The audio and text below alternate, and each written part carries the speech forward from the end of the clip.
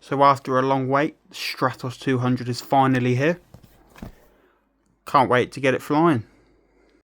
I've just taken it out of the box. I haven't even had a look myself yet. Here it is. Got some stickers for the canopy.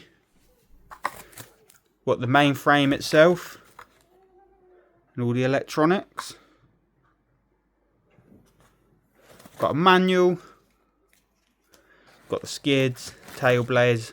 Nice azure design on them. Some more stickers for the canopy, I presume. Some little bits and bobs just in case you have a little accident.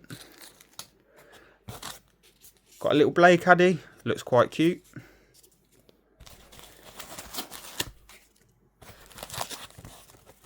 We have the boom. Let's quickly take the foam off. Got the motor already attached. And then we've got the Azure Pro carbon blades.